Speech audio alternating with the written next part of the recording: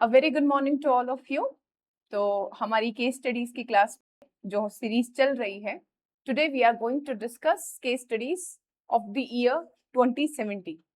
और आज जो केस स्टडीज हैं, आप उसमें से कुछ एक आधी केस स्टडीज आपको रिपीटेटिव भी लग सकती हैं, कंपैरेटिवली थोड़ी छोटी केस स्टडीज हमारे पास रहेगी करने के। इसके आंसर्स ना कुछ भी हो सकते हैं इन केस स्टडीज में, there will be no perfect answer, क्योंकि यहाँ पे कुछ जनरल क्वेश्चंस आपको इन केस स्टडीज के अंदर देखने को मिलेंगे। तो इसी के साथ ही keep your eyes and your ear open. अगर आप लोग ये वीडियो देख रहे हैं अब तक 2025 से लेके 2017 तक, 2017 तक हम लोगों ने काफी केस स्टडीज डील कर ली है। एंड आई होप कि अब आप लोगों से खुद से भी ये क्वेश्चंस हो रहे होंगे। जो भी इन केस स्टडीज को शुरू करें तो 2025 से स्टार्ट करें, क्योंकि वहीं से ये केस स्टडीज चल रही हैं। और जो हमारे आंसर राइटिंग के अप्रोच हैं वो हर एक ईयर की केस स्टडी के साथ हमने थोड़े रिफाइन करे हैं। जैसे जो 2025 की केस स्टडीज की जो क्लास है उसे देखेंगे आप कि वो 3.5 घंटे की है। दैट की जो हमारी पहली केस स्टडी की क्लास रही है, वो केस स्टडी की क्लास में केस स्टडी कैसे फॉर्मेट है, एक एक चीज को बहुत डिटेल से फॉर 2-3 क्लासेस वो चीज रिपीट हुई है। और उसके बाद अब हमने उसकी जगह नए अप्रोचेस लेने शुरू कर दिए हैं। कैसे आंसर राइटिंग को अच्छा करा जा सकता है, कैसे प्रेजेंटेशन अच्छी करी जा सकती है। जब हमने शुरू करी थी केस स्टडीज तो हमारी केस स्टडी शुरू हुई थी कि केस स्टडी क्या होती है। वहां से हम वहां तक पहुंचे कि हर एक जो केस स्टडी है उसकी सिंगल लाइन से किस तरीके से प्रॉब्लम्स निकलती हैं और एथिकल डिलेमा निकलते हैं। फर्दर जो मैंने आपको केस स्टडी कराई उसके आगे उसमें ये देखा गया कि कैसे उन प्रॉब्लम्स के सॉल्यूशन साथ साथ निकलते हैं और वहां कौन कौन से और केसेस हैं या कोई जजमेंट है वो कोट करी जा सकती है केस स्टडीज को देख के। और देन फ्रॉम देयर हम आज इस तरह यहाँ पे आ गए। और इसीलिए आप देखेंगे कि वीडियोस की ड्यूरेशन भी हमारी थोड़ी कम होती जा रही है। तो जो भी केस स्टडीज के लिए होलिस्टिकली अप्रोच लेके चलना चाहते हैं, अच्छे से समझना चाहते हैं, वो 2025 की केस स्टडी से शुरू कीजिएगा, क्योंकि वहां से चीजें आपको बिल्टअप करना आएगा, आपको अप्रोच डेवलप करना आएगा। मैंने पहले ही क्लास में आपको बताया था कि इन्हें आप सिर्फ प्रीवियस ईयर क्वेश्चन मत मानिए। यहाँ जो हमारा ऑब्जेक्टिव है वो बेसिकली आप लोगों को ये बताना है कि किसी भी केस में अगर सही एक्शन लेना है तो अपनी थियरी, अपनी वैल्यूज जो हम एथिक्स में सीखते हैं, normative ethics I have told you, and Meta ethics, उसे अप्लाइड एथिक्स जिसका पार्ट है केस स्टडीज, उसमें यूज कैसे करना है। देन हमने सीखा उसे रिफाइन कैसे करना है। ओके, सो अपने इसी प्रोसेस को कंटिन्यू करते हुए let's start with our first case study. और इसके जैसे आंसर है, मैं इसको लिखने के ना आपको, जो आज हमारी पहली केस स्टडी है, मैं बताऊंगी कैसे दो तरीके से किया जा सकता है और आपको जो सूटेबल रहे आप उसके हिसाब से, उस अप्रोच के हिसाब से अपने आंसर दे सकते हैं, ऐसी कोई प्रॉब्लम नहीं है। तो देखिए, पहला है, you are an honest and responsible civil servant, you often observe the following. ठीक है, तो आप एक ऑनेस्ट और रिस्पॉन्सिबल सिविल सर्वेंट है और आप हमेशा, आपकी ना कुछ ऑब्जर्वेशन रही है एडमिनिस्ट्रेशन के अंदर। तो पहली ऑब्जर्वेशन ये है कि there is a general perception that adhering to ethical conduct one may face difficulties to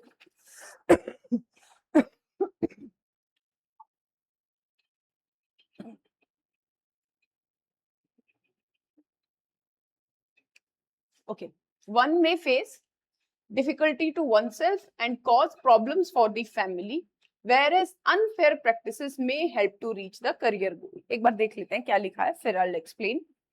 When the number of people adopting unfair mean is large, a small minority having a penchant toward ethical means makes no difference. Okay. Next इसमें लिखा है, sticking to ethical means is detrimental to the larger development goal. While one may not involve oneself in large unethical practices, but giving and accepting small gifts makes the system more efficient. Okay, तो यानी you are an honest officer और यहाँ पे expect किया जाता है कि you have knowledge of administration. तो being an aspirant here, कि आपको day to day practical realities क्या है और क्या हम थ्योरी में पढ़ते हैं उसमें डिफरेंस आपको देखने को मिल रहा है। और आप ये भी समझ रहे हैं कि due to this difference in practical realities और ground realities there are certain perceptions. So उसमें अब हमें हर एक परसेप्शन की मेरिट और डीमेरिट बतानी है अकॉर्डिंग टू दिस क्वेश्चन। यहाँ मेरिट और डीमेरिट से जैसे फर्स्ट है, पहले आते हैं फिर I will tell you that there is a general perception. General perception क्या है? लोग क्या मानते हैं कि अगर आप एथिकल हो, यानी कि आप ऑनेस्ट हो, आपके अंदर इंटीग्रिटी है, तो आप कहीं ना कहीं सिस्टम से अलग हो, आप सिस्टम के साथ नहीं चल रहे हो। और जब आप सिस्टम के साथ नहीं चलोगे तो आपको बहुत सारी प्रॉब्लम फेस करनी पड़ेंगी, और कुछ नहीं तो एटलीस्ट पर्सनल लेवल पे। अब ये परसेप्शन क्यों होगी लोगों में, ऐसा क्यों है? क्योंकि देखो इंडिया का, कहते हैं ना कि जो कल्चरली कहते हैं इंडिया में करप्शन एक एडमिनिस्ट्रेटिव या इंस्टीट्यूशनल प्रॉब्लम नहीं है। Corruption has become a part of our culture. हमें सोशली एक्सेप्टेड प्रैक्टिस करप्शन हो चुका है। तो इसीलिए सिस्टम में भी तो सोसाइटी के लोग हैं, और कहते हैं ना कि यत प्रजा तत् राजा, ऐसे तो कहा जाता है जैसा राजा वैसी प्रजा, पर मैं हमेशा बोलती हूँ यत प्रजा तत् राजा। जैसी प्रजा वैसे राजा, जैसी सोसाइटी होगी वैसे ही उसके इंस्टीट्यूट्स होंगे। तो ब्यूरोक्रेसी भी सोसाइटी में ही काम करने वाला एक इंस्टीट्यूट है। तो पहला क्वेश्चन ये है कि जर्नल परसेप्शन है, लोग मानते हैं अगर आप एथिकल हो, ठीक है, तो और ऐसा तो आपको पर्सनल लेवल पे बहुत सफर करना पड़ेगा। हमारी जो मूवीज हैं वो इसे और स्ट्रॉन्ग बना देती हैं। फिर कुछ एग्जाम्पल्स भी हैं, जैसे हमने अशोक खेमका सर का एग्जाम्पल कई बार यूज किया है। अशोक खेमका सर का उनके ही मतलब 34 या 35 इयर्स की सर्विस है, और उसमें 50 बार ट्रांसफर हो गया है।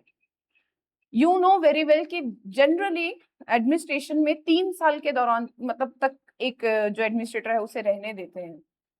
जितनी ये केस स्टडी बन रही है, यहाँ पे भी हम देखते हैं कि कैसे most of the case studies में आपको या तो पर्सनल फेवर ऑफर किए जाते हैं, या आपको धमकी दी जाती है, यानी कि आपकी पर्सनल और प्रोफेशनल लाइफ में जनरली हमें एक टकराव देखने को, एक कॉन्फ्लिक्ट देखने को मिलता है।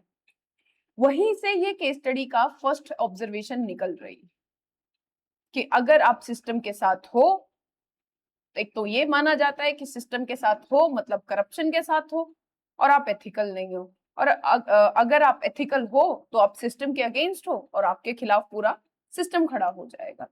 मैंने अशोक खेमका सर का एग्जाम्पल दिया आपको। आपने दुर्गा शक्ति नागपाल केस के बारे में सुना होगा, 2015 या 2016 के आसपास का ही है। एक ऑनेस्ट ऑफिसर थी जिन पर जो एलिजिडली सैंड माफिया के अगेंस्ट एक्शंस ले रही थी, लेकिन उन्हें एक एक कहते हैं ना एक गांव में, और कोई एक मस्जिद थी जाके किसी जो मतलब पहले से ही टूटी फूटी पड़ी थी, एक जेसीबी गई और उसने वो मस्जिद गिरा दी। उनके ऊपर केस चल गया कि उन्होंने कम्युनल वायलेंस, मतलब किसी ने गांव का नाम नहीं सुना, वहां के लोगों को कुछ नहीं पता क्या हुआ, और कम्युनल वायलेंस का केस चला के उनको उनके ऊपर पूरा पूरा लीगल एक्शन चला है और सिस्टम चला है।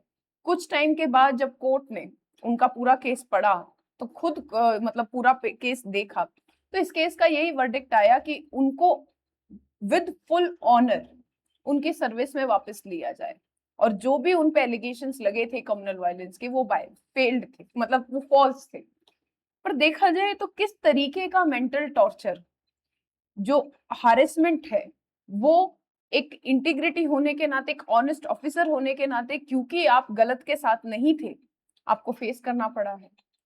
इन्हीं सभी एग्जाम्पल से ये केस स्टडी सामने आती है। आप लोगों ने रिंकू राही जी के बारे में भी सुना होगा। अभी प्रेजेंटली वो आईएएस ऑफिसर हैं, और वो जब यूपी में किसी केस पे काम कर रहे थे तो उनके चेहरे पे गोलियां मारी गई थी, 16 गोलियां उन्हें लगी थी। तो ये दिखाता है कैसे आपकी लाइफ स्टेक पे हो जाती है। हमने एक और केस देखा था जिसमें एक एसपी को कुचल के मार दिया जाता है, और सिस्टम कुछ नहीं कर पाता है, 3 महीने तक एफआईआर पड़ी रहती है। मैंने आपको तब भी बताया था कि that case was inspired by the real story. वहीं से ये सब जो हमने 3-4 परसेप्शंस देखी, इन्हीं सब केसेस से सब निकल के आता है। तो यहाँ पे मेरिट्स और डीमेरिट्स बताने का मतलब ये नहीं है कि आप ये बताएं कि लाभ और हानि मतलब क्या है इसमें, अच्छा नहीं। आपको ये बताना है कि मेरिट जब आप बता रहे हो कि कैसे ये स्टेटमेंट जस्टिफाइड है, ठीक, और जब डीमेरिट बता रहे हो कि कैसे ये स्टेटमेंट अनजस्टिफाइड है, इस तरीके से। तो पहली स्टेटमेंट आप समझ गए कि आप अगर एथिकल कंडक्ट से को फॉलो करते हो, अडहेयर करते हो, तो आपको पर्सनल प्रॉब्लम होगी। दूसरी स्टेटमेंट क्या कहती है कि जब सारी दुनिया करप्ट है, तो अगर मैं करप्शन ना भी करूंगी तो क्या फर्क पड़ जाएगा। When the number of people adopting unfair means is large, a small minority having a penchant toward ethical means makes no difference. यानी कि कहते हैं ना कि अगर पूरा तालाब ही गंदा है तो एक साफ सुथरी मछली उसमें जाके क्या ही ठीक कर पाएगी। अब यहाँ पे आप ये समझ सकते हैं, जैसे कि एक एग्जाम्पल हम हाइपोथेटिकल सिचुएशन से लेते हैं कि मान लीजिए जैसे कल की ही वो केस स्टडी थी जिसमें हम लोगों ने ये देखा था कि एक ऑनेस्ट ऑफिसर है और उन्हें रोड अलाइनमेंट का काम दिया गया है। अब वो ऑनेस्ट हैं, वो अपने इंस्टीट्यूट के प्रति वफादार है, उनमें इंटीग्रिटी है, ऑब्जेक्टिविटी है। सपोज वो मना कर देते हैं वहां पे कि भाई मैं, और ऐसा उन्होंने किया भी कि उन्होंने मना कर दिया। उसके आगे क्या, मान लीजिए कि उन्होंने मिनिस्टर साहब को नाराज कर दिया। अब उनके नाराज करने के बाद उन्हें दे दी जाती है पोस्टिंग किसी दूसरी जगह पे, और वहां पे पोस्टिंग उनके दे दी जाती है और उनकी जगह एक दूसरे ऑफिसर आते हैं और वो ऑफिसर उस प्रोजेक्ट को रीअलाइन कर देते हैं, पास करवा देते हैं। अब इस सिचुएशन में जो ऑफिसर जिसे पोस्टिंग मिली है, कहीं ना कहीं उसके दिमाग में आएगा कि यार मैं क्यों इतना, मैंने अपनी माथापच्ची करी, मैं सीवीसी के पास गया, मैंने विसल ब्लोइंग प्रोटेक्शन जो है वो ली, मैंने ऑडिट रिपोर्ट तैयार करी, मैंने न जाने क्या क्या किया, बट एंड रिजल्ट क्या हुआ, ठीक है तुम हमारी बात नहीं मान रहे हो, विल गिव यू पुनिटिव पोस्टिंग। क्योंकि जनरली जो ये सिविल सर्वेंट्स हैं, आप सब जानते हैं कि इन्हें रिमूव नहीं किया जा सकता, तो पोस्टिंग को और ये जो ऐसी प्रोसीजरल चीजें होती हैं इन्हें एक हथियार के तरीके से यूज किया जाता है। It's a reality, it's an open misfortunate reality. So second case study यही बोल रही है, सेकेंड जो हमारे पास परसेप्शन है वो यही कह रहा है कि अगर थोड़े बहुत लोगों ने ईमानदार हैं भी तो फर्क नहीं पड़ता। अब लेकिन यहीं पर ही, चलो अभी तो मैं इनका बता रही हूँ इनका मतलब क्या है, फिर मैं बताती हूँ कि कैसे इनके अगेंस्ट भी कुछ चीजें हैं। Sticking to ethical mean is detrimental to the larger development goal. ये माना जाता है कि भाई अगर आप पूरी तरीके से ही प्रोसीजर्स फॉलो कर रहे हो, रूल फॉलो कर रहे हो, तो हमारे यहाँ हर चीज में इतने रूल्स हैं, इतने क्लैरिफिकेशंस आपको, इतने क्लियरेंस आपको चाहिए कि कोई भी प्रोजेक्ट टाइमली पूरा हो ही नहीं पाता है। और दूसरी चीज क्या कही जाती है कि जो सिविल सर्वेंट्स हैं या जो बाबू हैं, civil servant I would not use the word here, जो बाबू हैं, जो सरकारी दफ्तरों में बैठे हैं, जब तक you won't grease their palm, तब तक आपकी फाइल निकलेगी नहीं। और जैसे ही आप ऐसा कर देते हैं तो आपका काम जल्दी हो जाता है, तो प्रोजेक्ट पास हो जाते हैं। तो इसलिए बहुत ज्यादा अगर आप एथिकल हैं तो फिर आपका काम डिले होगा। ये हमारा थर्ड परसेप्शन है। चौथी बात ये है कि अगर आप खुद करप्शन नहीं करते हो, लेकिन अगर छोटे मोटे गिफ्ट आप ले लेते हो, किसी को दे देते हो, तो उससे सिस्टम बहुत एफिशिएंट बनता है। मतलब दिवाली होली पे मिठाई देना, समझिए, आप जानते हो होली पे, दिवाली पे और इस टाइम पे ऊपर से लेके नीचे तक हायरार्की में गाड़ियां घूमती रहती हैं। आज जज साहब के यहाँ मिठाई देनी है, आज पुलिस वाले के यहाँ मिठाई देनी है, आज डीएम के यहाँ पे उनकी बेटी का बर्थडे है, तो चलिए, तो लोग कहते हैं कि भाई इससे लाइजन बढ़ता है, इससे आपस में एक जो होता है ना ऑर्गेनाइजेशन, वो आपका स्ट्रांग होता है, आपकी लाइजन स्ट्रांग होती है। कल को अगर आपको कोई काम कराना हो, चाहे कोई डेवलपमेंट प्रोजेक्ट हो, तो उस पर पॉजिटिव इम्पैक्ट पड़ता है। तो ये हैं 4 स्टेटमेंट। अब इनकी मेरिट्स और डीमेरिट्स बतानी है। यहाँ मेरिट्स और डीमेरिट्स का मतलब है कि आपको बताना है कि कैसे ये जस्टिफाइड हैं और क्या चीजें हैं जिनकी वजह से ये जस्टिफाइड नहीं है। ओके, चलिए एक बार इनको देखते हैं। तो देखो, पहले जो स्टेटमेंट थी क्या थी, जनरल परसेप्शन की, कि अगर आप एथिकल हैं तो आपको पर्सनल लॉस होगा। क्या इसकी मेरिट हो सकती है और क्या इसकी डेमेरिट हो सकती है। सपोज आपको ये क्वेश्चन बिल्कुल नहीं आता है, आपको नहीं समझ में आ रहा क्या मेरिट्स हैं क्या डीमेरिट्स हैं, कुछ चीजें आप निकाल लेंगे मेरिट की, हाँ ठीक है ग्राउंड रियलिटीज यही है, हमारी फैमिली जो है उसका तो गेन होता है और इमीडिएट पर्सनल गेन भी होते हैं, आपको पॉलिटिकल फेवर्स भी मिल जाते हैं, डीमेरिट्स भी आपने कुछ सोच ली। अब सोचने का भी एक तरीका हो सकता है, कुछ समझ में नहीं आया, आपने मान लीजिए कोई केस स्टडी नहीं देख रखी, तब आप ये तो जानते हैं कि हर एक चीज में, अब ये मेरिट और डीमेरिट ना हम इन एस्पेक्ट्स पे देखते हैं इस फर्स्ट ऑप्शन के लिए, ठीक है। कहीं कहीं पे ये चीजें काम में आ जाती हैं, लग जाता है ये चीज, कहीं कहीं पे नहीं लगता, तो उस हिसाब से देखते हैं। जनरल परसेप्शन ये वाले के लिए हम देख रहे हैं।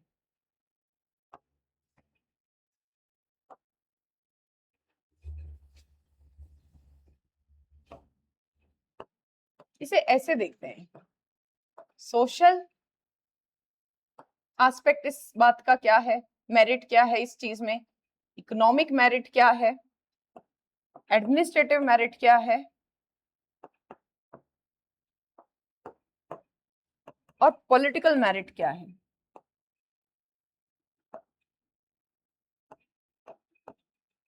फिर यहां पे समझते हैं कि समझ लिए ये मेरिट्स हैं और ये डीमेरिट्स हैं। अब इसकी डीमेरिट्स में बहुत सारी डीमेरिट्स और आ जाएंगी, क्योंकि ऑब्वियसली आप इस चीज को जस्टिफाई या इसको बहुत ज्यादा फेवर आप नहीं कर सकते स्टेटमेंट को, कि अगर सब मतलब लोग, अगर आप एथिकल हैं तो आपको पर्सनल लॉस होगा। तो सबसे पहले तो आप ये कह सकते हो एडमिनिस्ट्रेशन के एस्पेक्ट पे कि it reflects the ground reality of system.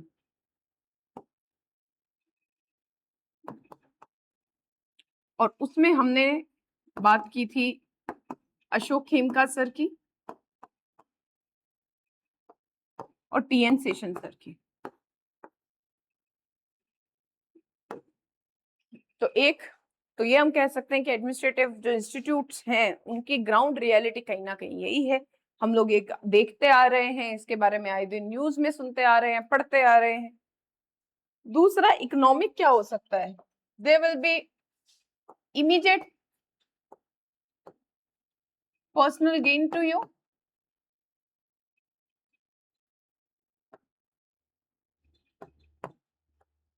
Immediate personal gain in the sense. अच्छा यहाँ एक और चीज बन सकती है, देखिए ये कहीं पे एज सच दिया हुआ नहीं है, इसलिए इसमें हो सकता है कि सबके अपने अपने आप लोगों के पॉइंट्स हो, उसमें कुछ चेंजेस आ रहे हो, तो उस हिसाब से आप इसे बना सकते हैं। Immediate personal gain, personal economic gain in the sense जिसको बोलते हैं ना ब्लैक मनी, कैश, आपको जो कट्स मिलते हैं, सो कॉल्ड कट्स, जो आप मांगते नहीं हो पर लेकिन हर स्कीम में आपको होता है, तो आपको पर्सनल गेन तो है, however immediate they are and however short term they are, ये भी ध्यान रखिएगा यहाँ। दूसरा पॉलिटिकली स्टेटमेंट का क्या एस्पेक्ट है,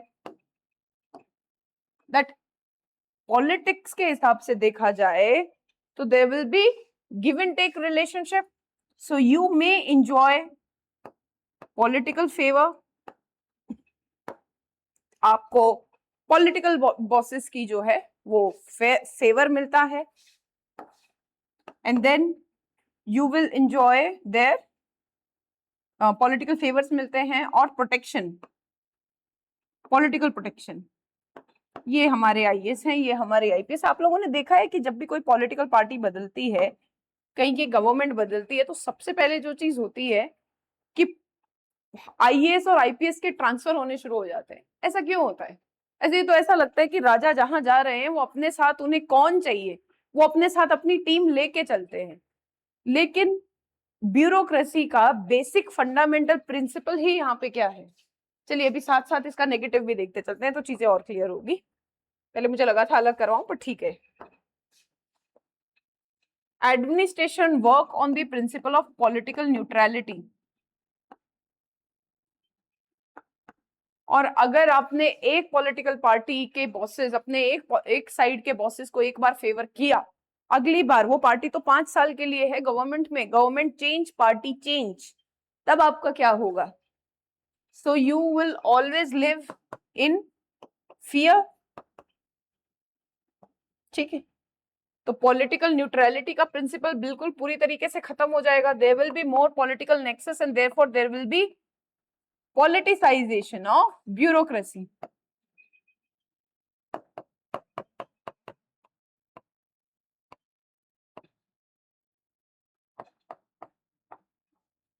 Okay.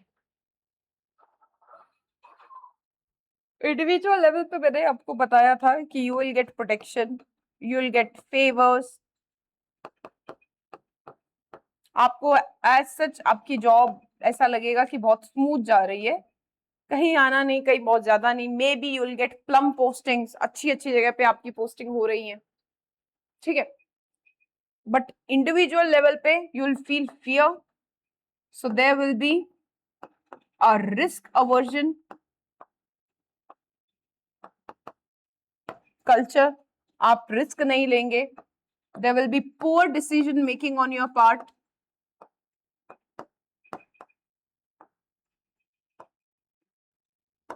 You will lose the virtues of prudence, integrity, and objectivity.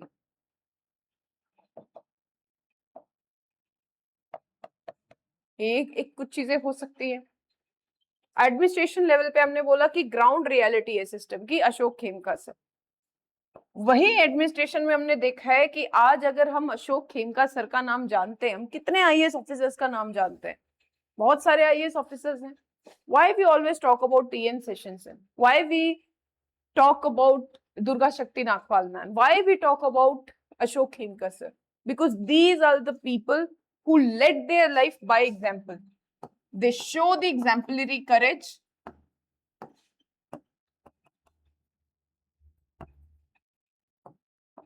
and they work for the overall betterment of the society. They do their duty with all their heart, with all their soul, and therefore अगर ऐसा ही होता तो आज हम इनके नाम ही नहीं जानते होते ना. ऑनेस्ट ऑफिसर, ऑनेस्टी जैसी फिर चीजें नहीं होती और पूरा सिस्टम कोलैप्स कर गया होता. तो ये गलत है. दूसरा, economic loss in the sense आपको क्या हो सकता है, डीमेरिट इसकी क्या हो सकती है कि there will be long term consequences, कि आप पे करप्शन के चार्ज लग जाएं और जितना पैसा आपने कमाया है खत्म हो जाए. सोशल के में आप ये कह सकते हो कि आपकी फैमिली लाइफ थोड़ी इजी हो सकती है मेरिट देखें तो.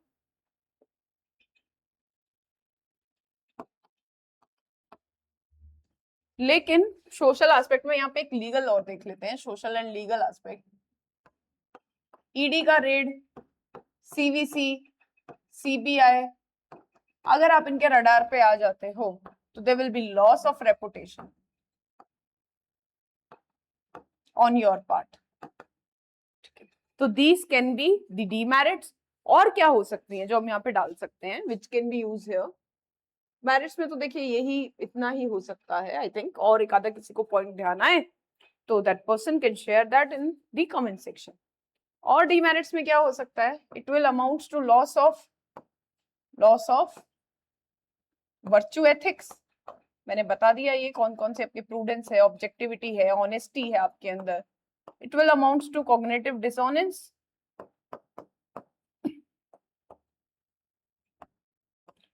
and we also know that hedonistic tendencies are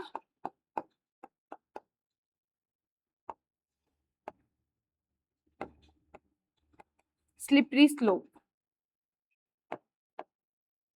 Then it is illegal, so there can be legal action against you. अब जो ये चीजें हैं, ये वाली डीमेरिट्स हैं, ये आप बाकी के भी जो हैं उनमें यूज कर सकते हो. अगर ऐसा ही मान लीजिए सेम ही क्वेश्चन रिपीट हो जाता है तो कुछ को आप ए पार्ट में लिख सकते हो, कुछ एक आधी चेंज करके आपका जिस तरीके से ऑप्शन पूछा है आप बी में लिख सकते हो. मतलब कुछ तो टेलर मेड है अकॉर्डिंग टू जो ऑब्जर्वेशन है उसके, और कुछ एक आधी जनरल है जो हर जगह अप्लाई होती है. ठीक है, तो ये था हमारा फर्स्ट ए. अब बी क्या था,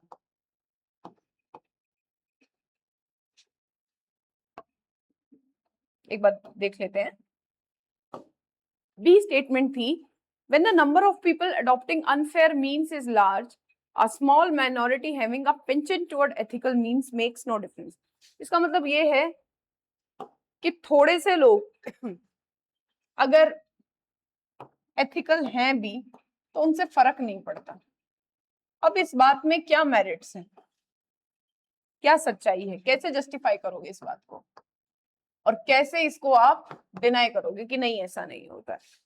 ठीक है, अगर पहले इसके डीमेरिट्स की तरफ देखें, यानी कि अगर से केवल कुछ ईमानदार हैं और पूरा सिस्टम करप्ट है तो सिस्टम पे फर्क नहीं पड़ता, तो then why we live our life with some role models and examples, exemplary courage, Ashok Khemka sir, T N Seshan, और एक मैं नाम थोड़ा सा मेरे दिमाग से स्किप हो रहा है, पामे आर्मस्ट्रांग है शायद उनका नाम, एक मणिपुर के आईएएस ऑफिसर है जिन्होंने क्राउड फंडिंग से 50 किलोमीटर की रोड बनवा दी थी वहां के ट्राइबल एरिया को कनेक्टिविटी देने के लिए। तो role model Ashok Khemka sir, T N Seshan sir, Durga Shakti Nagpal ma'am, Kiran Bedi, Kiran Bedi ji, Kiran Bedi ma'am जिन्होंने तिहाड़ जेल में रिफॉर्म कराए थे। तो ऐसा होता तो ये रोल मॉडल हमारे सामने नहीं होते। दूसरा, because they live by example, so they showed a courageous leadership which become motivation for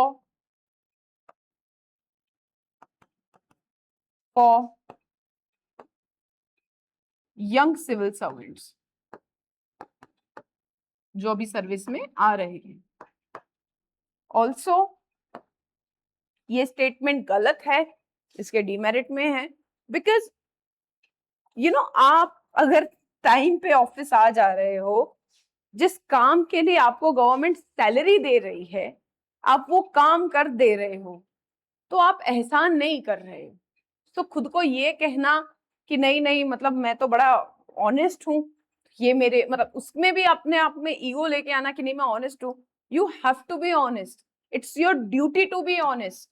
आपका कॉन्स्टिट्यूशन बोलता है you have taken the oath and you are getting a good payment for the government for the work you have which you have been hired, so it is a constitutional duty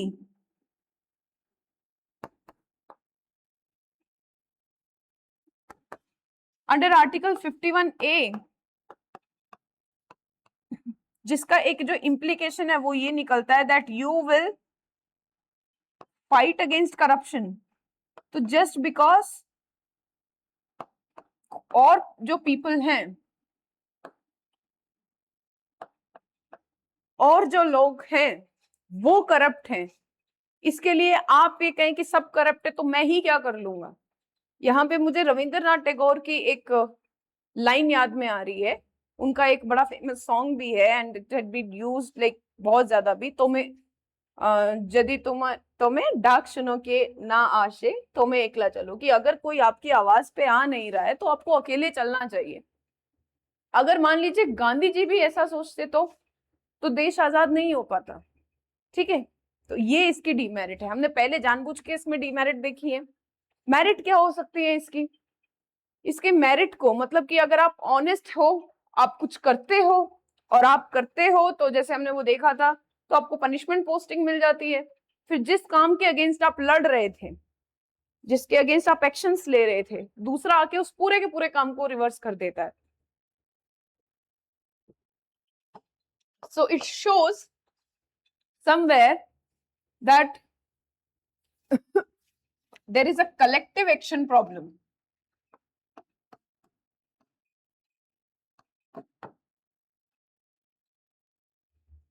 अगर सब लोग ethical हो ना तो वहां problem नहीं आती है। वहां पे अगर कोई मतलब अगर सब एथिकल हैं तो वहां कोई भी कुछ गलत करते हुए 100 बार सोचेगा, उसे डर लगेगा। लेकिन अगर सब लोग अनएथिकल हैं तो फिर वहां पे वो अगर कुछ गलत करता भी है तो उसे गलत लगेगा नहीं, because everybody is doing this. उसे लगेगा कि भाई ये एक इनफॉर्मल पार्ट ऑफ कल्चर है, एडमिनिस्ट्रेटिव कल्चर है ये। सो और अगर वहां अलग आप चलते हो, इफ ऑल आर करप्टेड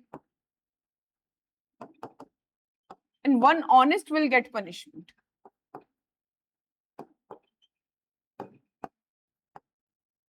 और उसने जितने भी एफर्ट्स लगाए हों उसके वो सारे एफर्ट्स भी फ्यूटाइल या वेस्ट हो जाते हैं। दूसरा यहाँ पे क्या पॉइंट हो सकता है कि जब सब डिसऑनेस्ट हैं तो we see a demoralisation among the young civil servant and therefore we see the problem of policy paralysis.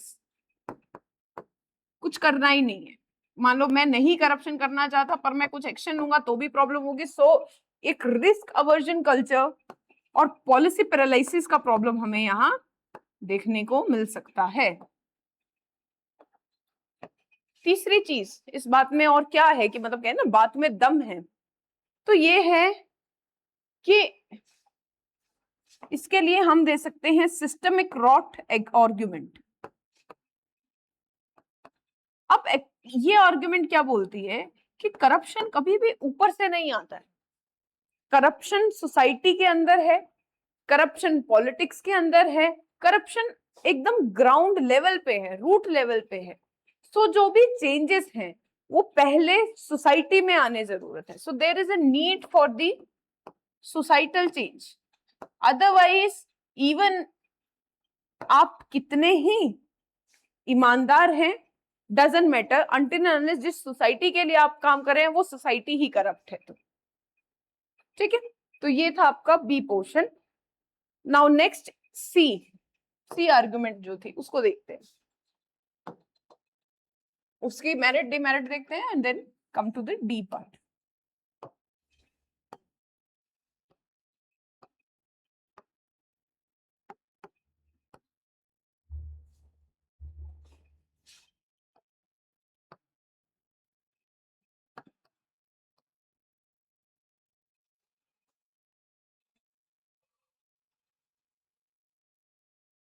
Sticking to ethical means is detrimental to the larger development goal, कि अगर आप एथिकल रहते हैं तो आप development goals को पूरा नहीं कर पाएंगे। ठीक है, अब इसके लिए इस बात में मेरिट क्या है, मतलब किन क्या चीजें हैं जो बताते कि हाँ यार कह तो सही रहा है, उसके लिए लोग देते हैं generally speed argument.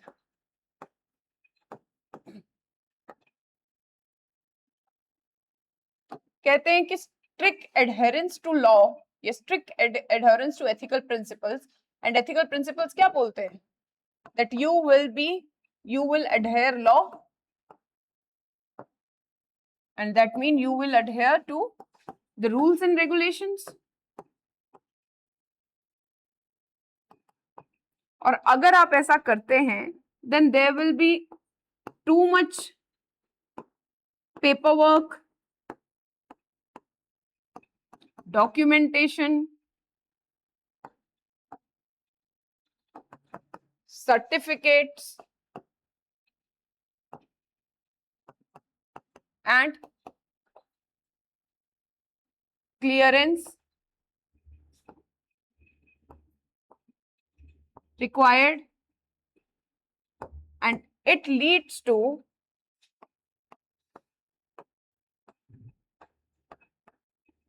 unnecessarily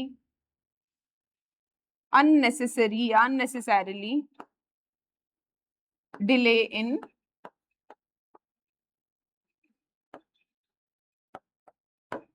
projects। So this can be one argument, or then what could be the other argument here? The other would be that actually people have a, so this can be A. Let's come to the next.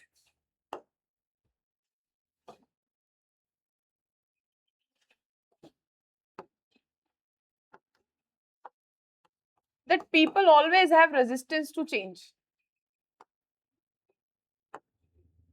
So if by all means you are ethical and you want something which is transformative, which is reformative, so that ultimately lead to resistance and hence delay.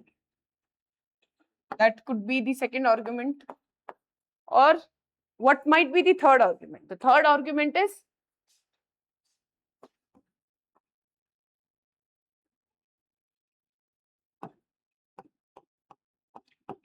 pragmatism versus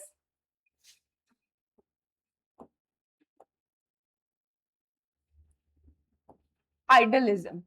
Pragmatism is what is actually happening on the ground. So basically, India is the land of poor. Unfortunately, poor can't wait for perfection. उनको नहीं देखना है कि कितना third party audit हुआ है कि नहीं, इन्वायरमेंट क्लियरेंस मिला है कि नहीं मिला है, प्रोजेक्ट की क्वालिटी क्या है. उनको चाहिए कि सब कुछ टाइमली पूरा हो जाए. इसलिए टाइमली टेंडर निकालने जरूरी, टाइमली वेंडर्स को ढूंढना जरूरी है, टाइमली आपको बिल्डर्स को पकड़ना जरूरी है. फिर वहां आपको चेक देखना पड़ता है कि पुअर क्वालिटी यूज नहीं हुई है या फिर काम जो है वो लीगल तरीके से हो रहा है. अगर आप इतनी लीगैलिटीज में उलझ जाते हो तो फिर जो मतलब लोग हैं जिनके लिए आप काम कर रहे हो, पुअर पीपल, उन तक तो चीजें टाइमली पहुंच ही नहीं पाती, तो उनके लिए उनके साथ जस्टिस नहीं हो पाता है. चलिए, तो ये तो स्टेटमेंट की जस्टिफिकेशन में या मेरिट में हम कुछ बातें लिख सकते हैं. What could be it's demerit? Basically, there is a false trade-off going on. And what's this false trade-off is? If you're ethical, if you're following all the principles, that means delay. But that is not true. Being ethical doesn't mean delay. Being ethical means that there will be transparency, there will be openness, there will be accountability, there will be better serving of society,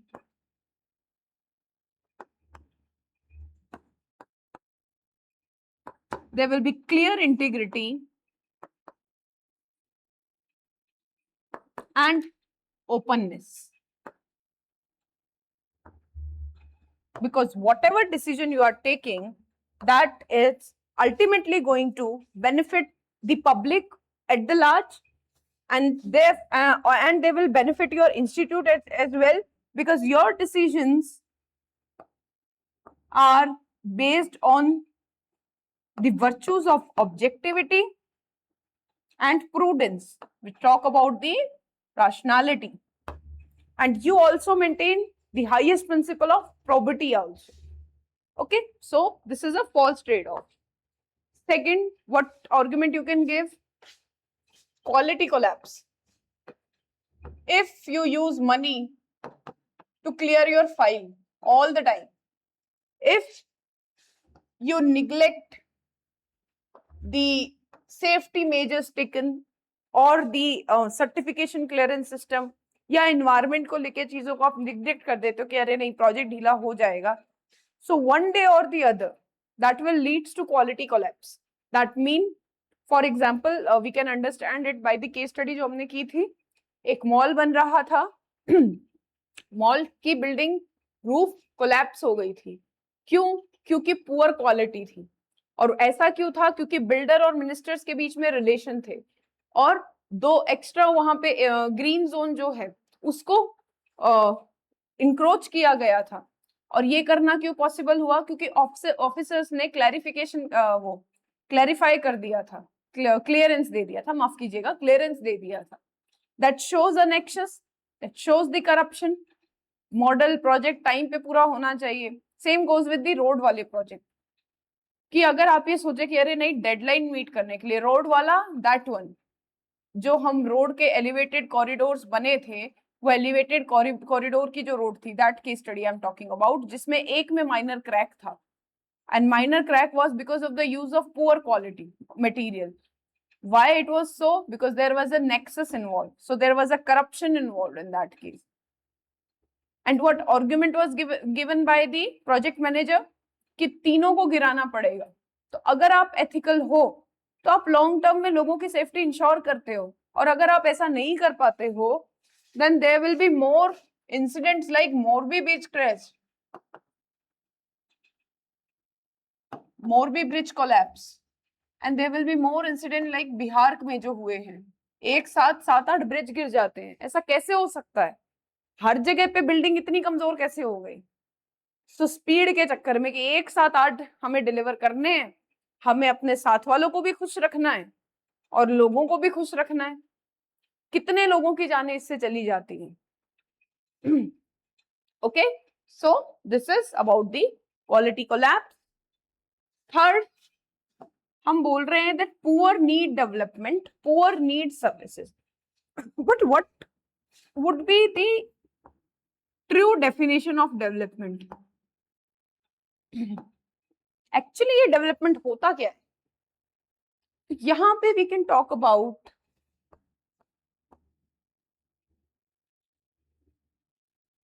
Amartya Sen capability approach. And according to Amartya Sen, the true development is one which gives freedom as well as capability to people so that they can decide whatever they want to in their life. So if you use all unethical means, how you will ensure freedom? How you will strengthen the capability of the poor? So how you will ensure the development itself? You won't be able to do that. Even only when you are ethical, you think about the people, you think about the trust they have, you work for people, you work to increase their capability by improving and working for the education. You give them freedom by making the system more transparent, more accountable. There will be more openness. So therefore, the development, that is the true development and the real development according to Amartya Sen. So this is it. The next, the D statement. What was the D statement? उसको देखते हैं आप.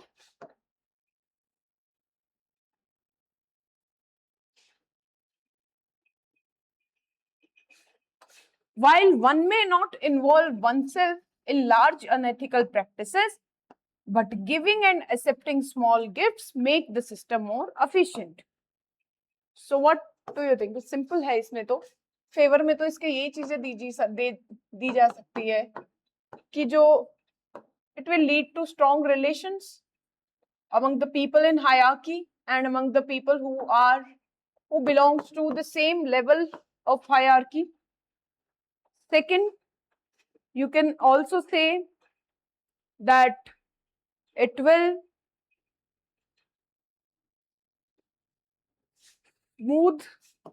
smoothen the bureaucratic process. मतलब आपको कोई file environment ministry से clear करानी है, सेक्रेटरी को फोन करके बोलो कि दिवाली पे डब्बा पहुंचाया था ना मिठाई का, वो काजू कतली बड़ी टेस्टी थी. सेक्रेटरी बोलेगे हाँ यार काजू कतली तो अच्छी थी. बोले कि यार काजू कतली जो है वो ले तो दी, अब आपके यहाँ पे फाइल पड़ी है, जरा देख लीजिए, अगर वो भी आप क्लियर कर दे तो. सो बेसिकली इट मीन्स कि whatever the bureaucratic process associated with the procedures to be followed, वो काम विदाउट रिटर्न, विदाउट एनीथिंग, सिर्फ एक फोन कॉल से हो सकता है, जिसमें अदरवाइज आपको उसके लिए वो कहते हैं ना कि परमिशन लेने के लिए या उसको क्लियर कराने के लिए शायद बहुत ज्यादा पेपर वर्क करना पड़ता. थर्ड, चाय पानी वाला culture.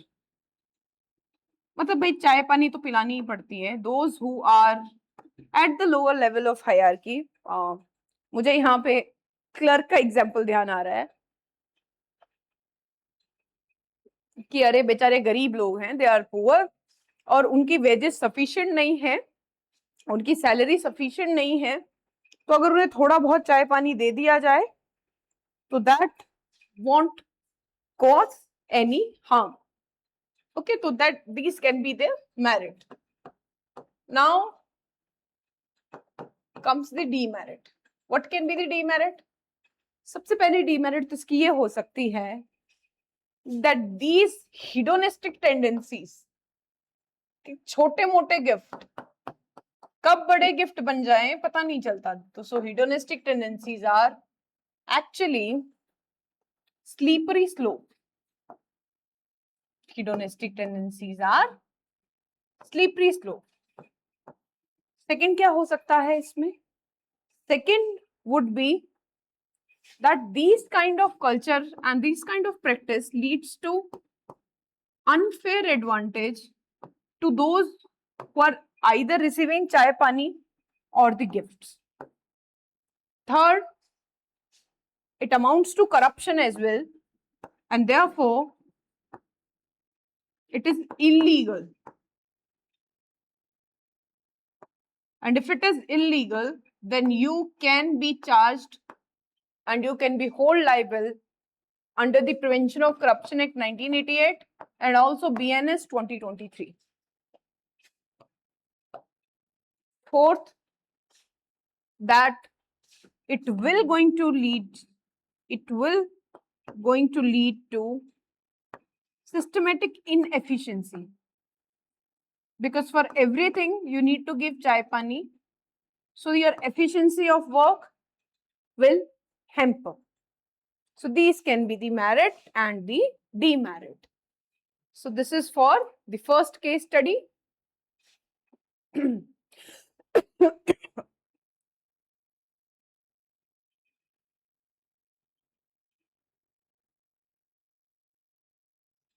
Smoothing bureaucratic, slippery slope, unfair advantage, perception of corruption. Yes, this we have already done. Now let's come to our second case study.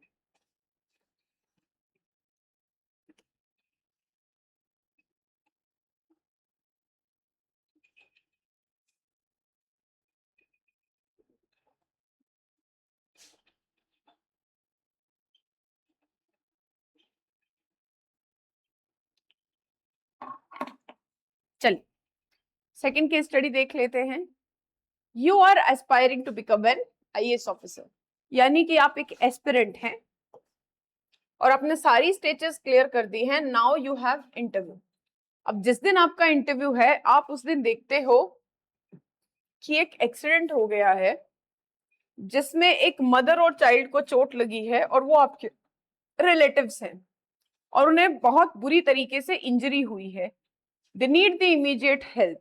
तो एक तरफ आपका इंटरव्यू है और दूसरी तरफ आपके सामने एक एक्सीडेंट हो गया है जिसमें एक माँ और बच्चा वो बुरी तरीके से घायल हो गए हैं. तब ऐसे में आप क्या करेंगे? आप इंटरव्यू देने जाएंगे या वहीं रुककर आप उनकी हेल्प करते हैं? अगर आप इंटरव्यू देने के लिए जाते हैं तो that will amounts to loss of compassion, humanity. आप ह्यूमैनिटी के अगेंस्ट काम करते हैं. हो सकता है कि आप वो माँ और बच्चे दोनों की डेथ हो जाए.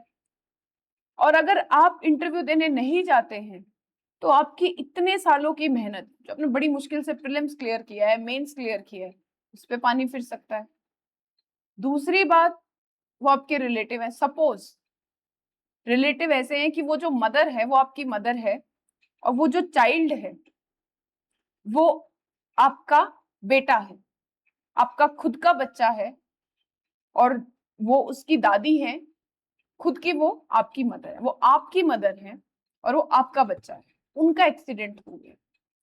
ऐसी सिचुएशन में आप क्या करेंगे?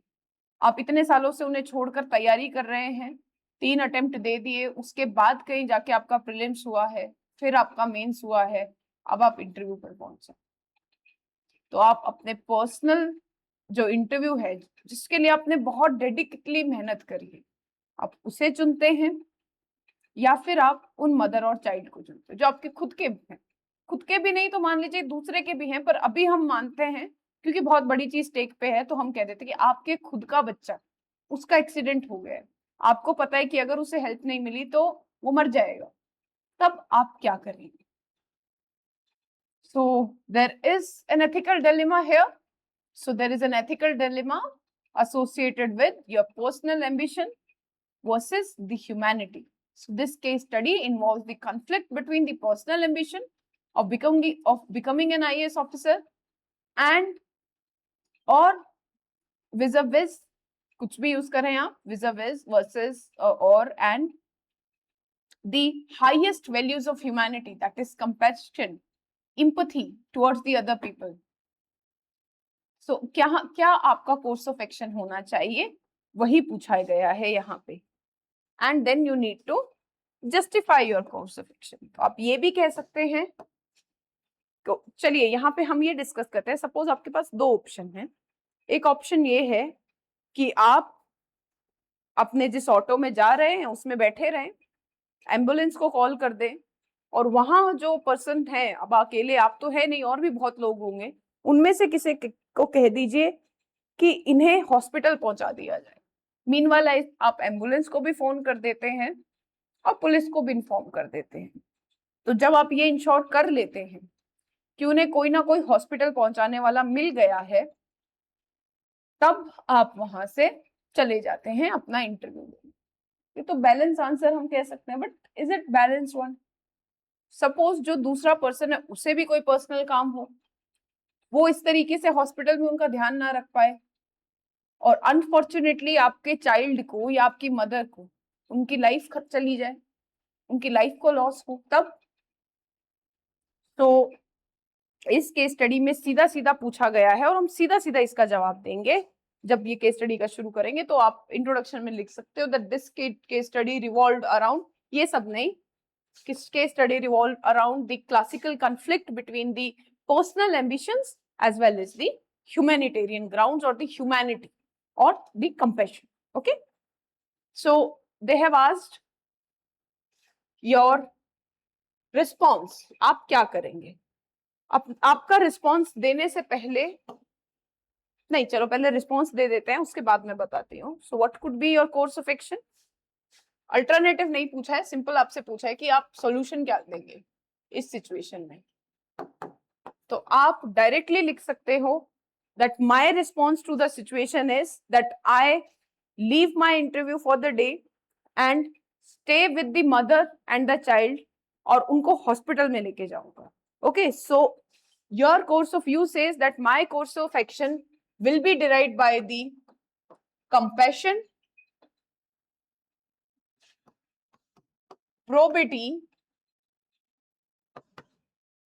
compassion, prudence and objectivity. So आप अपनी इमोशनल इंटेलिजेंस का यूज करते हुए उस सिचुएशन को हैंडल कर ले जाएंगे. कैसे? I will prioritize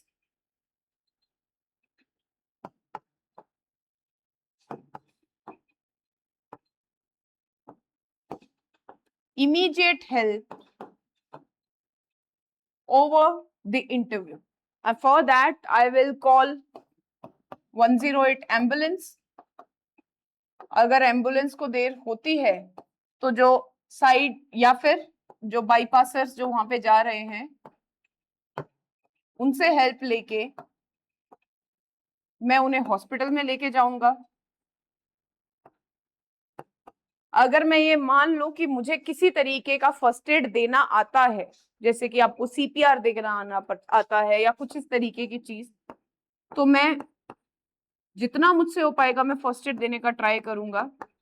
nearest hospital में उनको लेके जाऊंगा. साइड बाय साइड पुलिस को मैं इन्फॉर्म करूंगा अबाउट दी होल इंसिडेंट. पहली चीज तो आप ये करेंगे. और दूसरा, मैं वहीं पर ही रहूंगा हॉस्पिटल में ही अनटिल उनकी कंडीशंस स्टेबलाइज नहीं हो जाती. Okay, so you prioritize the immediate help. और आप क्या कर सकते हैं? देखो ये शो करता है आपका कंपैशन, जो हमने पहली बात करी ना, compassion. I will use compassion, और इसीलिए आप इसको इंट्रोडक्टरी लाइन में लिख सकते हो that this problem shows the conflict between this, and I will prioritize the immediate help, or I will take my decision on the basis of compassion, prudence and objectivity. I'll use these things.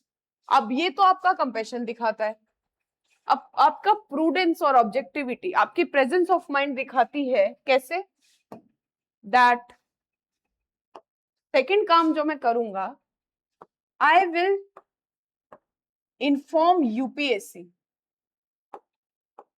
आप emotionally intelligent हैं, आप किसी भी तरीके का breakdown जो है अपने आप का नहीं होने दे रहे हो मेंटल, और आपके दिमाग में ये भी है कि मुझे किसी तरीके से अपने इस चांस को गंवाना नहीं है, तो क्या एक आपके पास ऑप्शन हो सकता है,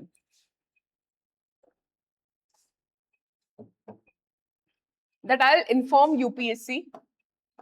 मतलब एक बार उनकी कंडीशन स्टेबलाइज हो गई है, सब कुछ ठीक हो गया है, then you can say that I will inform UPSC and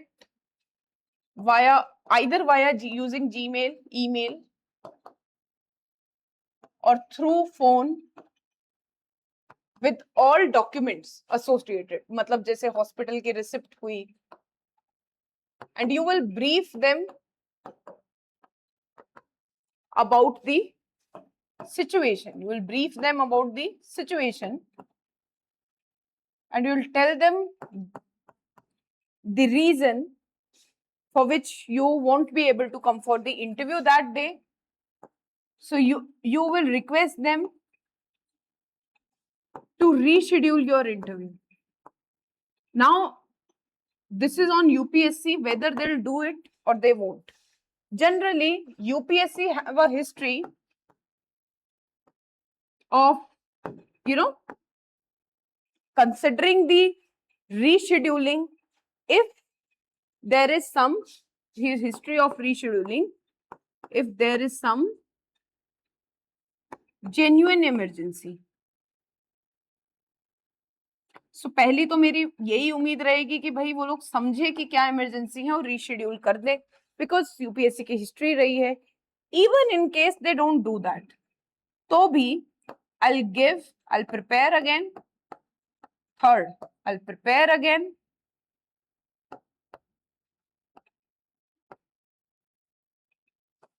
I'll give interview next year and I'll crack the exam.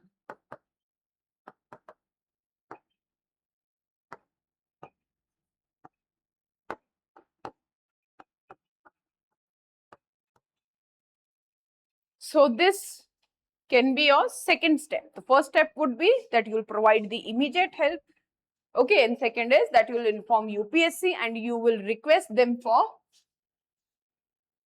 rescheduling. If they did it very well, if they do that, very good. If they don't do that, then you will prepare again and you will give interview again and crack the exam. Because exams are not above anybody's life or your own life. So what could be the justification for your course of action? अब यहाँ justification समझने के लिए ना वैसे तो बहुत है, गांधीयन का नाम आप ले सकते हो, आप यूटिलिटेरियनिज्म का नाम ले सकते हो, आप यहाँ पे मतलब एथिकल प्रिंसिपल्स आप बहुत इजीली इसको कर सकते हो कि गांधी जी ने क्या कहा है, विवेकानंद जी ने सर्विस ऑफ मैनकाइंड की बात करी है, आप वैल्यू ऑफ कंपैशन की बात कर सकते हो, इम्पैथी की बात कर सकते हो, आप आर्टिकल 21 राइट टू लाइफ जो कॉन्स्टिट्यूशन में दिया उसकी बात कर सकते हो. बट ऐसे कोई एक्सीडेंट के केस होते हैं ना, तो मैं वहां पे आपको दो चीजें बताना चाहूंगी हमारे सामने, जो आप अपने नोट्स में ऐड ऑन कर लो, क्योंकि ये जनरल पॉइंट नहीं है बट ये एक्सीडेंट से रिलेटेड जनरल कुछ पॉइंट है और मे बी ये आपको कहीं और शायद इतना ना मिले इनके बारे में. तो वन इज, यहाँ पे एक केस है जिसका आप जिससे जस्टिफाई कर सकते हो और इसको आप कहीं भी कोट भी कर सकते हो, तो keep that in your notes. Parmanand Katara case, and then there is good Samaritan law. Of course आपने इसके बारे में शायद ना सुना हो, गुड स्मार्टियन लॉ के बारे में आपने सुना होगा. जो ये परमानंद काटरा केस है ये 2016 का केस है. मैं इनके बारे में आपको बताती हूँ थोड़ा सा ब्रीफली. तो 2016 में एक केस जो है वो सुप्रीम कोर्ट के सामने आया था. उस केस के तहत एक जो स्कूटी वाला है उसका एक कार से एक्सीडेंट हो जाता है। स्कूटी वाले का कार से एक्सीडेंट होता है तो वहीं पर ही एक पर्सन खड़ा होता है, देख रहा होता है, और वो उस स्कूटी वाले की हेल्प करता है जिसे बहुत ज्यादा चोट लगी होती है। और वो जब इस स्कूटी वाले को लेकर जाता है हॉस्पिटल में, तो हॉस्पिटल जो एडमिनिस्ट्रेशन वो उसे एडमिट करने से मना कर देते हैं। वो बोलते हैं कि भाई पहले पुलिस का जाके क्लियरेंस लेके आओ, पहले इनके हमें ये इतनी फीस जमा कराओ। अब मान लीजिए कि जो आदमी वहां खड़ा है उसकी फाइनेंशियल जो सिचुएशन है वो ऐसी नहीं है कि वो ऑपरेशन के लिए और चीजों के लिए 1-2 लाख रुपए दे सके। तो बोले कि जब तक आप फॉर्म नहीं भरोगे, जब तक आप 1 लाख रुपए जमा नहीं कराओगे, तब तक हम हॉस्पिटल में पेशेंट को एडमिट नहीं होने देंगे। और हमें ये तो पुलिस केस है, हम इसे जब तक हाथ नहीं लगाएंगे जब तक पुलिस नहीं आएगी। तो डॉक्टर्स जो हैं वो रिफ्यूज कर देते हैं। और इस वजह से जो पास का प्राइवेट हॉस्पिटल है जहां मना कर दिया जाता है, उसे 20 किलोमीटर पूरा घूम के उस पर्सन को जो जो बेचारे की एक्सीडेंट हो गया उसे बचा रहा था, उसका एक हरेसमेंट यहाँ पे, वो 20 किलोमीटर घूम के जाता है और सिटी हॉस्पिटल में उसे एडमिट कराने, पर वहां पे उसे डेथ डिक्लेयर किया, उसको डेथ डिक्लेयर कर दिया जाता है, dead eight the time of arrival in the hospital, basically वो डिक्लेयर कर दिया जाता है, मतलब रास्ते में ही उसकी मौत हो जाती है। इस केस के बाद एक सोशल एक्टिविस्ट थे, मतलब हैं अभी भी, और वो है परमानंद काटर। वो सुप्रीम कोर्ट में एक PIL, public interest litigation, file करते हैं। और सुप्रीम कोर्ट इस केस में एक संज्ञान लेते हुए, इस पे ध्यान देते हुए वो कुछ वर्डिक्ट सुनाती है। और ये वर्डिक्ट क्या होते हैं? इसमें ये कहा जाता है कि आर्टिकल 21 राइट टू लाइफ सबसे ऊपर है, हर प्रोसीजर से ऊपर है, हर पुलिस इन्वेस्टिगेशन से ऊपर है।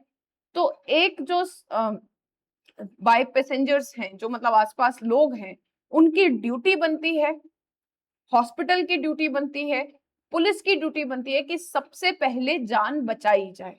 सो यहाँ पे वो कहते हैं एग्जैक्टली इसमें ये कहा जाता है कि राइट टू लाइफ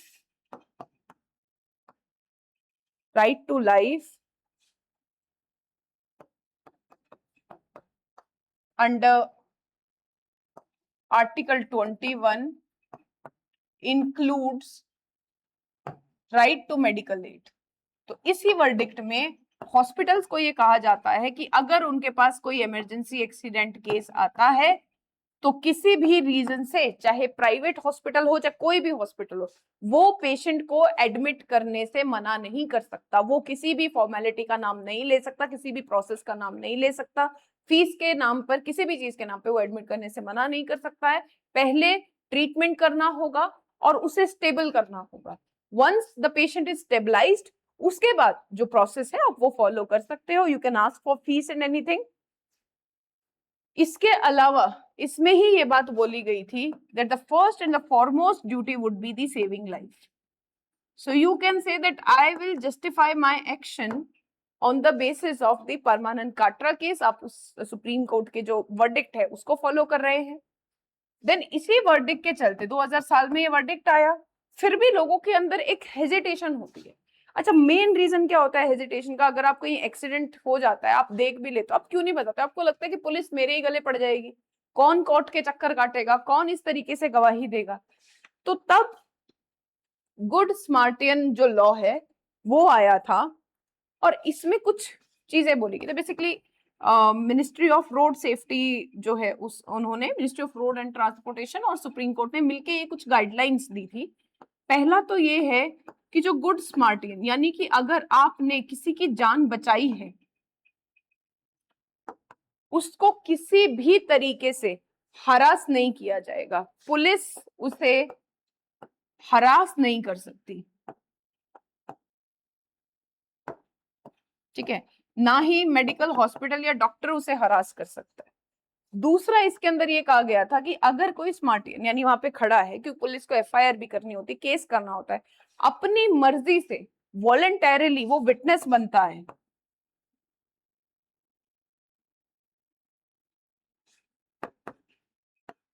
तो आप उसे सिर्फ एक बार